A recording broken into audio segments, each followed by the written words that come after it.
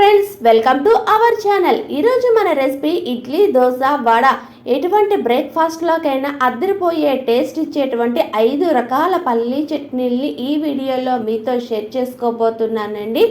అంతేకాదు ఫ్రెండ్స్, మన బ్రేక్ఫాస్ట్లోకి ఎప్పుడు ఒకే రకమైన చట్నీ చేసామనుకోండి, బ్రేక్ఫాస్ట్ చేయడానికి కూడా ఇంట్లో వాళ్ళు అంత ఇష్టం చూపించరు కదా. అలా కాకుండా ఇలా డిఫరెంట్గా పల్లీ చట్నీలు చేసి చూడండి ఫ్రెండ్స్. టేస్ట్ అయితే ఒకదానికి మించి ఒకటి ఉంటాయన్నమాట. అంత బాగుంటాయి. ఇంకెందుకండి ఆలస్యం, వీడియోలోకి వెళ్ళిపోదామా మరి.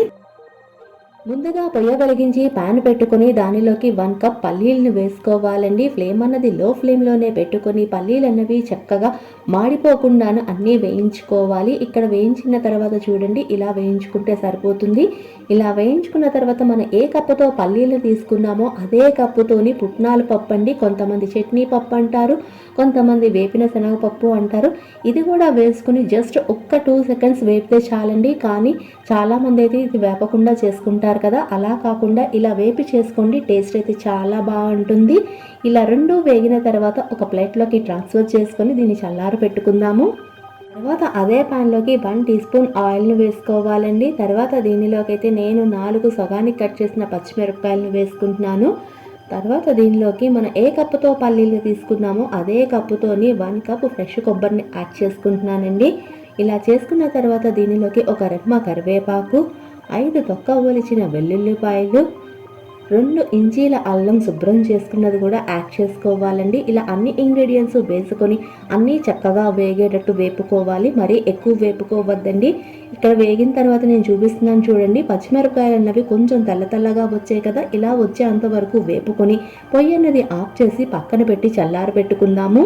తర్వాత ఒక మిక్సీ జార్ తీసుకుని దానిలోకి మనం ముందుగా వేపి చల్లారి పెట్టుకున్న అన్ని ఇంగ్రీడియంట్స్ ట్రాన్స్ఫర్ చేసుకోవాలండి. ఇలా చేసుకున్న తర్వాత దీనిలోకి 1 టీ స్పూన్ జీలకర్ర, రుచికి సరిపడా ఉప్పుని వేసుకోవాలి. అంతేకాదు ఫ్రెండ్స్, దీనిలోకి చిన్న నిమ్మకాయ సైజ్ అంత చింతపండును కూడా యాడ్ చేసుకోవాలండి. సారీ ఫ్రెండ్స్, ఆ క్లిప్ అన్నది మిస్ అయిపోయింది. ఇలా వేసుకున్న తర్వాత దీన్ని కోర్సుగా గ్రైండ్ చేసుకోవాలండి.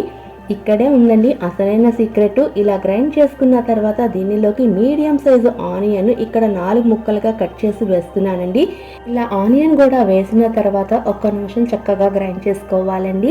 ఇలా గ్రైండ్ చేసుకున్న తర్వాత కొంచెం వాటర్ అన్నది యాడ్ చేసుకొని చట్నీ అన్నది కొంచెం గట్టిగా గ్రైండ్ చేసుకోండి. ఇలా గ్రైండ్ చేసుకున్న తర్వాత దీనిలోకి ఒక గుప్పెడు కొత్తిమీర కూడా వేసుకొని చట్నీ కన్సిస్టెన్సీకి సరిపడా అంత వాటర్ని యాడ్ చేసుకొని దీనిని కోర్సుగా గ్రైండ్ చేసుకోవాలి. అంతేకాదు ఫ్రెండ్స్, చట్నీ అన్నది మెత్తగా ఉండదు, కొంచెం కోర్సుగా ఉంటుంది.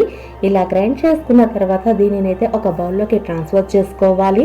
ఇలా గిన్నెలోకి ట్రాన్స్ఫర్ చేసుకున్న చట్నీని పక్కన పెట్టుకుందామండి. తర్వాత పొయ్య వెలిగించి పాన్ పెట్టుకొని దానిలోకి 1 టేబుల్ స్పూన్ ఆయిల్ని వేసుకోవాలి. ఆయిల్ అన్నది కొంచెం వేడెక్కిన తర్వాత దీనిలోకి 1 టీ స్పూన్ ఆవాలు, 1/2 టీ స్పూన్ జీలకర్ర, మీకు కావాలి అనుకుంటే ఇక్కడ శనగపప్పు, మినప్పప్పును కూడా యాడ్ చేసుకోవచ్చండి, కానీ నేనైతే యాడ్ చేయట్లేదు.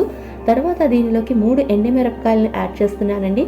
ఇలా అన్నీ వేపుకున్న తర్వాత దీనిలోకి ఒక రెమ్మ కరివేపాకు వేసుకుని చక్కగా ఒక్క నిమిషం వేపుకోవాలండి. ఇలా వేపుకున్న తర్వాత పొయ్యి ఆఫ్ చేసి దీనిలోకి కొంచెం కొత్తిమీరను కూడా వేసుకొని ఒక్కసారి చక్కగా కలుపుకొని మనం రెడీ చేసుకున్నటువంటి తాలింపుని మనం ముందుగా రెడీ చేసుకున్నటువంటి చట్నీలోకి వేసుకొని చక్కగా కలుపుకోవటమేనండి. అంతే ఫ్రెండ్స్, మొదటి రకం పల్లీ చట్నీ చాలా డిఫరెంట్గా ఉంది కదా. ఇప్పుడు 2వ రకం పల్లీ చట్నీ ఎలా తయారు చేసుకోవాలో చూపించాం మరి. ముందుగా పొయ్య వెలిగించి పాన్ పెట్టుకుని దానిలోకి 1.5 టేబుల్ స్పూన్ ఆయిల్ని వేసుకోవాలండి. తర్వాత దీనిలోకి 2 టేబుల్ స్పూన్ శనగపప్పును వేసుకొని ఫ్లేమ్ అన్నది మీడియం ఫ్లేమ్లోనే పెట్టుకొని ఒక్క 2 సెకండ్లు వేయించుకోవాలండి. ఇలా వేగిన తర్వాత దీనిలోకి 1/2 కప్పు పల్లీలు కూడా వేసుకుని లైట్ గోల్డెన్ కలర్ వచ్చే అంతవరకు వేపుకోవాలి. అలా వేగింది నేను ఇక్కడ చూపిస్తున్నాను చూడండి, ఇలా వస్తే సరిపోతుందన్నమాట. ఇలా వేగిన తర్వాత దీనిలోకి 1 కప్ ఫైన్గా చాప్ చేసినటువంటి ఆనియన్స్ ని వేసుకోవాలండి. తర్వాత నేనైతే ఇక్కడ 6 ఎండుమిరపకాయలు అనేది యాడ్ చేస్తున్నాను. అంతేకాదు ఫ్రెండ్స్, ఇక్కడ ఎండుమిరపకాయలు అనేవి మీ ఇష్టానికి అనుగుణంగా పెంచుకోవచ్చు, తగ్గించుకోవచ్చు. అంతేకాదు పల్లీల్లోని కొంచెం స్వీట్నెస్ ఉంటుంది కదా, అది బ్యాలెన్స్ చేయాలి అంటే కొంచెం ఎండుమిరపకాయలు అన్నవి ఎక్కువే వేసుకోవాలి. ఇలా వేసుకున్న తర్వాత ఆనియన్స్ అండ్ ఎండుమిరపకాయలు చక్కగా వేపుకోవాలండి. ఆనియన్ అన్నది ఎక్కువసేపు వేగనవసరం లేదు. ఆనియన్ అన్నది కొంచెం ట్రాన్స్పరెంట్ అయ్యే అంతవరకు వేయించుకోవాలి. ఇలా వేగిన తర్వాత దీనిలోకి మనం ఏ కప్పుతో అయితే ఆనియన్ తీసుకున్నామో అదే కప్పుతోని 1 కప్ టమాటాను కూడా యాడ్ చేసుకోవాలండి. ఇలా టమాటా యాడ్ చేసుకున్న వెంటనే సాల్ట్ అన్నది వేయొద్దండి. వేస్తే వాటర్ వచ్చేస్తుంది కదా, చట్నీ అన్నది అంత బాగోదన్నమాట. ఇలా టమాటా యాడ్ చేసుకున్న తర్వాత 1 నిమిషం చక్కగా వేపుకోవాలి. ఇలా వేపుకున్న తర్వాత దీనిలోకి చిన్న నిమ్మకాయ సైజ్ అంత చింతపండును కూడా వేసుకొని ఆనియన్ టమాటా అన్ని చక్కగా మెత్తపడే అంతవరకు వేపుకోవాలండి. చూపిస్తున్నాను చూడండి ఎంత చక్కగా మెత్తగా అయ్యిందో కదా. ఇప్పుడు ఈ పాయింట్ లో పొయ్యి అన్నది ఆఫ్ చేసి మనం వేయించుకున్న అన్ని ఇంగ్రీడియంట్స్ పక్కన పెట్టి చక్కగా చల్లారి పెట్టుకోవాలండి. ఇలా చల్లారి పెట్టుకున్న తర్వాత ఒక మిక్సీ జార్లోకి ట్రాన్స్ఫర్ చేసుకొని రుచికి సరిపడా ఉప్పు, దీనిలోకి చట్నీ నలగడానికి సరిపడా వాటర్ని యాడ్ చేసుకొని ఫైన్ పేస్ట్గా చేసుకోవాలి. ఇలా ఫైన్ పేస్ట్గా చేసుకున్నది నేనైతే ఒక బౌల్లోకి ట్రాన్స్ఫర్ చేసుకుంటున్నానండి. ఇలా బౌల్లో ట్రాన్స్ఫర్ చేసుకున్నది మీకు చూపిస్తున్నాను చూడండి. ఇలా చేసుకున్న తర్వాత దీనిలోకి కొంచెం వాటర్ అన్నది యాడ్ చేస్తున్నాను. వాటర్ అన్నది యాడ్ చేసిన తర్వాత చట్నీని చక్కగా కలుపుకొని పక్కన పెట్టుకుందామండి. తర్వాత పొయ్యి వెలిగించి పాన్ పెట్టుకుని దీనిలోకి 1 టీ స్పూన్ ఆయిల్ను వేసుకోవాలి. ఆయిల్ అన్నది కొంచెం వేడెక్కిన తర్వాత దీనిలోకి 1/2 టీ స్పూన్ ఆవాలు, 1/2 టీ స్పూన్ జీలకర్ర, ఒక రెమ్మ కరివేపాకును కూడా వేసుకుని చక్కగా తాలింపు అన్నది వేపుకోవాలండి. ఇలా తాలింపు అన్నది వేగిన తర్వాత పొయ్యి అన్నది ఆఫ్ చేసి దీనిలోకి సగానికి కట్ చేసినటువంటి ఎండుమిరపకాయలు 2ని యాడ్ చేసుకోవాలి. ఆ ఆయిల్ వేడికే ఈ ఎండుమిరపకాయలు అన్నవి వేపుకోవాలండి. ఇలా తాలింపు రెడీ చేసుకున్నది మనం ముందుగా రెడీ చేసుకున్నటువంటి చట్నీలోకి వేసుకుని చక్కగా కలుపుకోవాలి. ఫ్రెండ్స్, 2వ రకం పల్లీ చట్నీ కూడా రెడీ అయిపోయింది. చూసారా, ఇది ఇంకా కొంచెం డిఫరెంట్ గా ఉంది కదా. ఇప్పుడు నేను 3వ రకం పల్లీ చట్నీ ఎలా తయారు చేసుకోవాలో చూపించబోతున్నాను. మరి ముందుగా పొయ్యి వెలిగించి పాన్ పెట్టుకొని దీనిలోకి 2 టీ స్పూన్ ఆయిల్ను వేసుకోవాలండి. తర్వాత దీనిలోకి 1 కప్ పల్లీలను కూడా వేసుకుని 1 నిమిషం చక్కగా వేపుకోవాలన్నమాట. ఇలా వేపుకున్న తర్వాత దీనిలోకి 2 టీ స్పూన్ శనగపప్పు, 1.5 టీ స్పూన్ మినప్పప్పును వేసుకున్న అన్ని ఇంగ్రీడియంట్స్ సగం వేగే అంతవరకు వేపుకోవాలండి. ఇలా వేపుకున్న తర్వాత దీనిలోకి ఒక రెమ్మ కరివేపాకు, తొక్క వలవనటువంటి 5 వెల్లుల్లి రెబ్బలు, శుభ్రం చేసుకున్నటువంటి 1 ఇంచ్ అల్లాన్ని కూడా చిన్న చిన్న ముక్కలుగా కట్ చేసుకొని వేసుకోవాలండి. ఇలా వేసుకొని అన్ని ఇంగ్రీడియంట్స్ చక్కగా వేగేటట్టు వేపుకోవాలన్నమాట. ఇలా వేగిన తర్వాత దీనిలోకి ఒక చిన్న ఆనియన్ ఇలా స్లైసెస్గా కట్ చేసి యాడ్ చేసుకుంటున్నాను. చిన్నవి కొంచెం కలర్ వచ్చే అంతవరకు వేపుకోవాలండి. మరీ కలర్ అన్నది ఎక్కువ రానవసరం లేదనమాట. అంతేకాదు ఫ్రెండ్స్, మీకు ఈ చట్నీ అన్నది కొంచెం పులుపు కావాలి అనుకోండి, దీనిలోకి చిన్న నిమ్మకాయ సైజ్ అంత చింతపండును కూడా వేసుకొని ఇక్కడే వేపుకోవచ్చు అనమాట. నాకైతే పులుపు అన్నది ఇష్టం ఉండదు, అందుకని నేను వేసుకోవట్లేదు. ఇలా ఆనియన్స్ అన్నవి కూడా వేగిన తర్వాత నేను ఇక్కడ కలర్ చూపిస్తున్నాను చూడండి ఎలా వచ్చిందో. ఇలా వచ్చిన తర్వాత ఈ వేగిన అన్ని ఇంగ్రీడియంట్స్ ఒక ప్లేట్లోకి తీసుకుని చూపిస్తున్నాను చూడండి. ఇలా వచ్చిన వాటిని పక్కన పెట్టి చక్కగా చల్లారి పెట్టుకోవాలి. తర్వాత పొయ్యి వెలిగించి పాన్ పెట్టుకుని దీనిలోకి 1 టీ స్పూన్ ఆయిల్ని వేసుకోవాలండి. దీనిలోకి 18 పచ్చిమిరపకాయలు సగానికి కట్ చేసి యాడ్ చేసుకుంటున్నాను. అంతేకాదు ఫ్రెండ్స్, ఇలాగ ఎక్కువ పచ్చిమిరపకాయలు వేసుకున్నాను కాబట్టి చట్నీ కారం ఉంటుంది అనుకుంటారేమో. చట్నీ అన్నది అస్సలు కారం ఉండదండి. ఇలా వేసుకొని వీటిని కూడా చక్కగా 2 నిమిషాలు వేపుకునేసరికి కొంచెం పచ్చిమిరపకాయలు వేగుతాయి కదా. ఇక్కడ చూపిస్తున్నాను చూడండి పచ్చిమిరపకాయలు ఎలా వేగాయో. ఇలా వచ్చేసరికి పొయ్యి అన్నది ఆఫ్ చేసి వీటిని కూడా పక్కన పెట్టి చక్కగా చల్లారి పెట్టుకోవాలి. చల్లారిన తర్వాత వేపుకున్న అన్ని ఇంగ్రీడియంట్స్ ఒక మిక్సీ జార్లోకి తీసుకొని తర్వాత దీనిలోకి 1/2 టీ స్పూన్ జీలకర్ర, రుచికి సరిపడా ఉప్పు, మన చట్నీ నలగడానికి సరిపడా వాటర్ అన్నది యాడ్ చేసుకుని చక్కగా ఫైన్ పేస్ట్గా చేసుకోవాలండి. అలా చేసుకున్నది నేను ఇక్కడ చూపిస్తున్నాను చూడండి ఎంత చక్కగా ఫైన్ పేస్ట్గా చేసుకున్నామో కదా.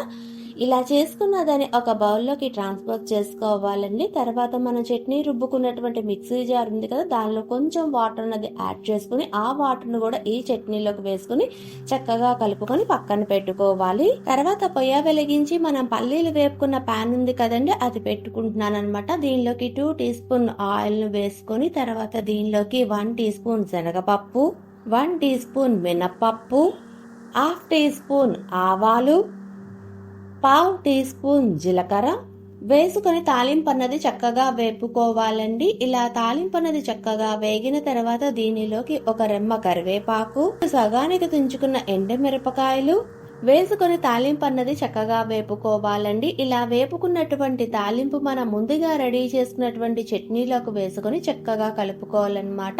ఫ్రెండ్స్, 3వ రకం పల్లీ చట్నీ కూడా రెడీ. ఇది కూడా చాలా డిఫరెంట్ గా ఉంది కదా. ఇప్పుడు 4వ రకం పల్లీ చట్నీ చూపించబోతికించి పాన్ పెట్టుకొని దానిలోకి 1 కప్ పల్లీలను వేసుకోవాలండి. ఈ పల్లీని లో ఫ్లేమ్ లోనే పెట్టుకొని చక్కగా వేపుకోవాలన్నమాట. అలా వేగిన పల్లీలను ఇక్కడ చూపిస్తున్నాను చూడండి వీడియోలో. ఇలా రాగానే వీటిని పక్కన పెట్టి చక్కగా చల్లారి పెట్టుకోవాలి. తర్వాత అదే పొయ్యి మీద ఒక ప్యాన్ పెట్టుకొని దానిలోకి 1 టీ స్పూన్ ఆయిల్ను వేసుకోవాలండి. ఆయిల్ అన్నది కొంచెం వేడెక్కగానే దీనిలోకి 1 టేబుల్ స్పూన్ జీలకర్ర, 5 పచ్చిమిరపకాయలు కూడా వేసుకొని చక్కగా వేపుకుంటున్నాను. అంతేకాదండి, పల్లీ చట్నీలోకి పచ్చిమిరపకాయలు అనేవి కొంచెం ఎక్కువ వేసుకుంటేనే టేస్ట్ అనేది బాగుంటుందన్నమాట. ఇలా జీలకర్ర వేగిన తర్వాత 8 తొక్క ఒలిచినటువంటి వెల్లుల్లి రెబ్బలను కూడా వేసుకొని చక్కగా 1 నిమిషం వేపుకోవాలండి. తర్వాత దీనిలోకి ఒక రెమ్మ కరివేపాకును కూడా వేసుకుని చక్కగా వేపుకోవాలి. అంతేకాదు ఫ్రెండ్స్, చట్నీ అన్నది కొంచెం పులుపు తినే వాళ్ళైతే దీనిలోకి చిన్న నిమ్మకాయ సైజంత చింతపండును కూడా వేసుకొని వేపుకోవచ్చు అనమాట. కానీ నేనైతే చింతపండు అనేది ఇక్కడ నేను యాడ్ చేసుకోవట్లేదు. అంతేకాదండి, ఇక్కడ వాడినటువంటి అన్ని ఇంగ్రీడియంట్స్ ఎక్కువ వేగనవసరం లేదనమాట. పచ్చిమిరపకాయల మీద కొంచెం తెల్లగా వస్తుంది అనగానే చూపిస్తున్నాను చూడండి ఇక్కడ ఎలా వచ్చిందో. పచ్చిమిరపకాయ ఇలా రాగానే పొయ్యి అనేది ఆఫ్ చేసి వీటిని పక్కన పెట్టి చక్కగా చల్లారి పెట్టుకోవాలి. చల్లారి పెట్టుకున్న తర్వాత మనం వేపుకున్నటువంటి పల్లీలు, ఈ అన్ని ఇంగ్రీడియంట్స్ ఒక మిక్సీ జార్లోకి ట్రాన్స్ఫర్ చేసుకొని రుచికి సరిపడా ఉప్పు, ఈ చట్నీ నలగడానికి సరిపడా వాటర్ అన్నది యాడ్ చేసుకొని ఫైన్ పేస్ట్గా చేసుకోవాలన్నమాట. ఇలా ఫైన్ పేస్ట్గా చేసుకున్నది నేను ఒక బౌల్లోకి ట్రాన్స్ఫర్ చేసిన తర్వాత ఇక్కడ నేను చూపిస్తున్నాను చూడండి, ఇలా వస్తుంది. ఇలా రెడీ చేసుకున్నటువంటి పల్లీ చట్నీలోకి తాలింపు అన్నది రెడీ చేసుకుందామండి. మరి పొయ్య వెలిగించి పాన్ పెట్టుకొని దీనిలోకి 1 టేబుల్ స్పూన్ ఆయిల్ను వేసుకోవాలి.